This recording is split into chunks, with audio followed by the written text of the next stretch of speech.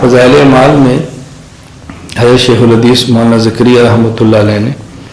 ایک واقعہ نقل کیا ہے، اور یہ واقعہ نقل کیا ہے ایک صحابی کا، حضرت حنظلہ رضی اللہ تعالی عنہ۔ ان کا واقعہ کیا ہے کہ نبی کریم صلی اللہ علیہ وسلم غزوہ احد میں شریک ہوئے، صحابہ بھی آپ کے شریک تھے، حضرت حنظلہ بھی اس میں شریک تھے۔ حضرت حنظلہ چونکہ میدان میں شہید ہو گئے، اور یہ مسئلہ ہے کہ جو بندہ میدان جنگ میں زخمی ہو اور بغیر دوا اور غذا کھائے وہ فوت ہو جائے، اس کہتے ہیں شہید۔ اس کو غسل بھی نہیں دیتے اور کفن بھی نہیں دیتے، جن کپڑوں کے اندر ہے اسی میں دفن کرتے ہیں اور غسل نہیں دیتے۔ حضرت حنظلہ کو بھی اسی طرح جنازہ پڑھایا اور دفن کر دیا۔ جب دفن جنازہ پڑھا لیا تو اللہ کے نبی نے دیکھا کہ ان کو ملائکہ غسل دے رہے۔ تو آپ صلی اللہ علیہ وسلم نے پوچھا بھئی یہ کیا ماجرا ہے، اس کو ملائکہ کو غسل دے رہے ہیں، ان کے گھر سے پتہ کرو۔ گھر سے پتہ کیا تو بیوی نے کہا جی شادی ہوئی تھی، ہم رات ملے ہیں، ادھر حی علی الجہاد، جہاد کا اعلان ہوا تو غسل انہوں نے نہیں کیا، سیدھا جہاد میں چلے گئے اور شہید ہو گئے۔ اچھا یہ مسئلہ ہے کہ جب آدمی شہید ہو اور جنابت کی حالت میں نہ ہو تو پھر غسل نہیں دیتے، اگر حالت جنابت میں ہو اور قتل ہو جائے تو پھر غسل دیتے ہیں۔ اب رسول اللہ صلی اللہ علیہ وسلم کو تو معلوم نہیں تھا حضور اللہ کے نبی ہیں، لیکن عالم الغیب تو نہیں ہے، غیب کا علم تو اللہ کی ذات کے علاوہ کسی کے پاس بھی نہیں ہے، تو چونکہ یہ حالت جنابت میں تھے ان کو غسل دیا نہیں، اللہ نے فرشتوں کو بھیجا کہ ان کو غسل دے دو، اس لیے ان کو کہتے ہیں غسیل الملائکہ، فرشتوں نے غسل دیا۔ یہ حضرت حنظلہ رضی اللہ تعالیٰ عنہ ان کا یہ واقعہ ہے۔ اب حضرت شیخ الحدیث مولانا زکریا رحمۃ اللہ علیہ نے ایک واقعہ اور لکھا ہے حضرت حنظلہ کا فضائل اعمال میں۔ وہ واقعہ یہ لکھا ہے کہ حضرت حنظلہ رضی اللہ تعالیٰ عنہ گھر سے نکلے مدینہ منورہ میں،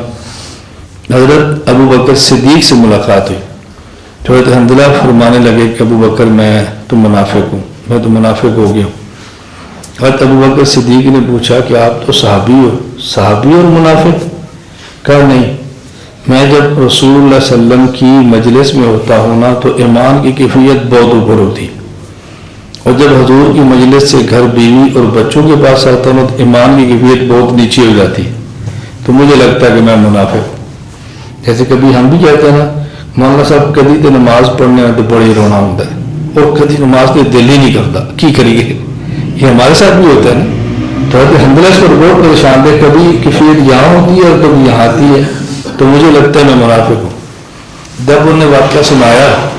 تو ابو بکر صدیق رضی اللہ عنہ فرمانے لگے حنظلہ پھر تو میں بھی منافق ہوں، جب حضور کے مجلس میں ہوں تو میرے ایمان کی کیفیت بہت اوپر ہوتی ہے اور جب گھر آتا ہوں تو میرے ایمان کی کیفیت بھی نیچے ہو جاتی ہے۔ اب یہ صحابی پریشان ہوئے تو دونوں مل کر رسول اللہ صلی اللہ علیہ وسلم کی خدمت میں گئے، نبی کریم صلی اللہ علیہ وسلم کے سامنے اپنی کیفیت بیان کی تو آپ نے فرمایا کہ جو تمہارے ایمان کی کیفیت میری مجلس میں ہوتی ہے،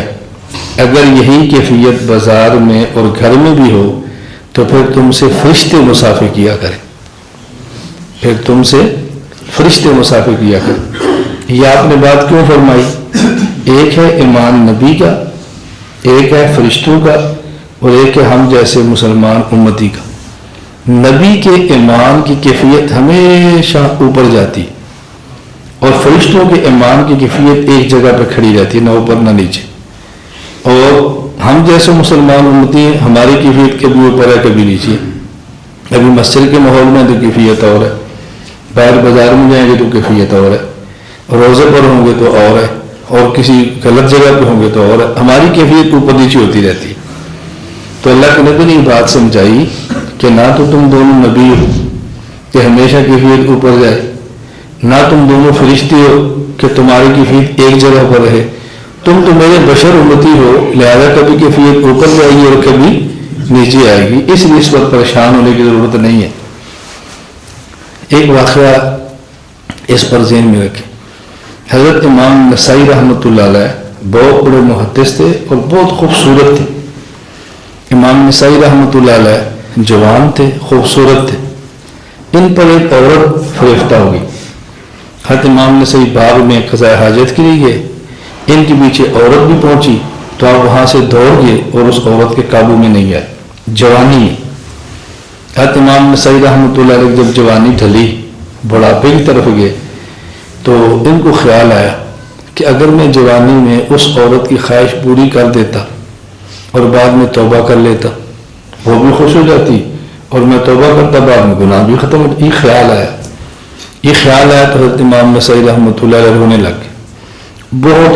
بہت روئے اس بات پر، جب میری جوانی تھی گناہ کر سکتا تھا تو گناہ نہیں کیا، اور جب بڑھاپا ہے گناہ نہیں کر سکتا، وہ عورت ہے ہی نہیں، اب مجھے گناہ کے خیال آ رہے، اس پر روتے روتے آنکھ لگی تو خواب میں حضور اکرم صلی اللہ علیہ وسلم کی زیارت ہوئی، تو نبی کریم صلی اللہ علیہ وسلم نے فرمایا نسائی یہ پریشان ہونے کی ضرورت نہیں ہے،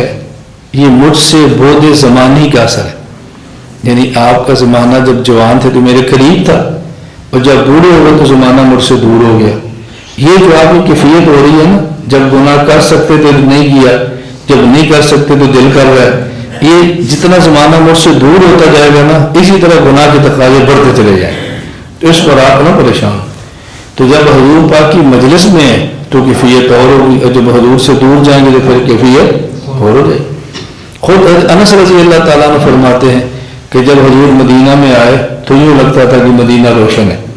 اور جب حضور گئے تو یوں لگتا کہ تاریکی چھا گئی ہے، ابھی ہم نے حضور پاک کی قبر مبارک پر مٹی بھی نہیں ڈالی کہ ہمارے دلوں میں تغیر اور تبدیلی شروع ہو گئی۔ تغیر کا معنی کہ کیفیت ہماری بہت کمزور ہونا شروع ہوگی۔ اب اللہ کے نبی نے سمجھایا کہ جب میری مجلس میں وہ کیفیت اور ہوگی، اور جب مجھ سے دور ہو گئی کیفیت اور ہوگی۔ اب سوال کیا ہے، وہ ذرا سوال سمجھیں۔ فضائل اعمال کی اس دونوں واقعات پر لوگ سوال یہ کرتے ہیں، ادھر حضرت حنظلہ نے واقعہ بیان کیا کہ شادی کی پہلی رات ہی شہید ہو گئی، اور ادھر واقعہ بیان کیا کہ جب حضور کے پاس ہے تو کیفیت اور ہے، اور جب بیوی بچوں کے پاس ہے تو کیفیت اور ہے۔ اب بدن میں سچا واقعہ کون سا، غلط واقعہ کون سا؟ ادھر کہہ رہے ہیں پہلی رات شہید ہو گئے، ادھر کہتے ہیں کہ بیوی بچوں کے پاس بھی ہوتے تھے، تو ان کی کیسے ہو سکتا ہے؟ تو یہ کہتے ہیں شیخ رحمۃ اللہ علیہ جو کہ بوڑھے تھے، علیہ باللہ دماغ کام نہیں کرتا تھا، کبھی کچھ لکھتے تو کبھی کچھ لکھتے۔ اس کا آسان سا جواب کی ذہن میں رکھ لیں، حضرت حنظلہ، ایک ہے حنظلہ بن ربیع، ایک ہے حنظلہ بن مالک۔ حنظلہ نام کے دو صحابی تھے، وہ جو پہلی رات شہید ہوئے ان کا نام تھا حنظلہ بن مالک، اور جو بیوی بچوں کے ساتھ رہتے تھے کیفیت اور ہوتی، حضور کے پاس آتے اور ہوتی، یہ تھے حنظلہ بن ربیع۔ تو جب حنظلہ دو ہیں تو واقعات بھی دو ہیں، اب اس میں اشکال کی بات کیا ہے؟